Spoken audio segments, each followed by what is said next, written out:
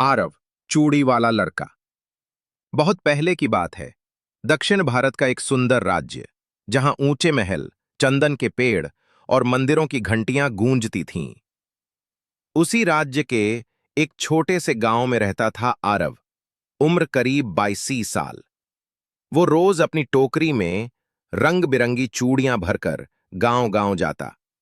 कभी मंदिर के बाहर बैठता, तो कभी मेलों में।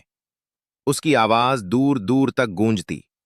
चूड़ी ले लो, रंगीन चूड़ी, कांच की चूड़ी, चांदी सी चमकती चूड़ी। उसके पास धन नहीं था, पर कला थी और आंखों में एक साफ सा उजाला। 2 राजकुमारी वैदेही की पहली मुलाकात। उसी राज्य की इकलौती वारिस थी राजकुमारी वैदेही। उम्र 19। गेहुआ रंग, कमर तक लंबे काले बाल, माथे पर झूमर और रेशमी गुलाबी साड़ी। वो जितनी सुंदर थी, उतनी ही समझदार। एक दिन मेले में आई, जहां आरव चूड़ियां बेच रहा था।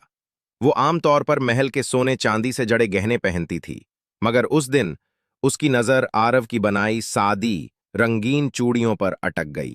आरव ने मुस्कुराकर पूछा, इनमें से कौन सी पसंद आएगी रानी जी? वैदेही हंसते हुए बोली, जो तुम पहनाओगे वही। उस दिन उनके बीच कुछ नहीं था, बस एक मुस्कान।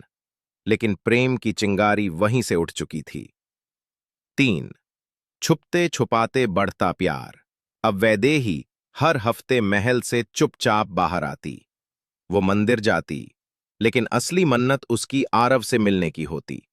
आरव कभी उसे नई चूड़ियां दिखाता, तो कभी गांव की नदी किनारे ले जाकर कहानियां सुनाता। वो दोनों अलग थे, पर मन एक हो चुका था।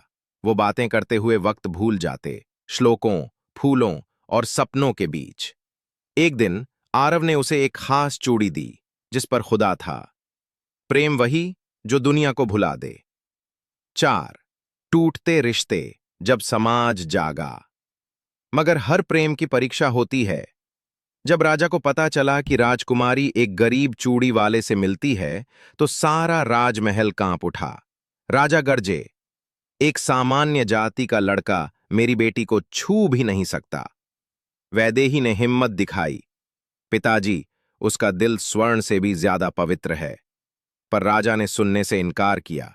आरव को बंदी बना लिया गया और दरबार में लाया। राजा ने सबके सामने पूछा, क्यों किया तूने ये दुस्साहस? आरव शांत स्वर में बोला, प्रेम कोई राजाज्ञा से नहीं रुकता। मैंने उसकी आंखों में खुद को देखा था। दरबार में सन्नाटा छा गया, मगर कानून दिल से नहीं चलता। 7 बिछड़ने की घड़ी। राजा ने निर्णय दिया, आरव को राज्य से निकाला जाएगा और वैदेही का विवाह एक पड़ोसी राज्य के राजकुमार से कर दिया जाएगा। वैदेही चीख उठी, लोग फूल चढ़ाते हैं क्योंकि वो प्रेम राजा नहीं, त्याग से अमर हुआ था। ऐसा रोमांटिक वीडियो देखने के लिए हमारा रॉयल टॉप यूट्यूब चैनल को सब्सक्राइब कर लीजिए।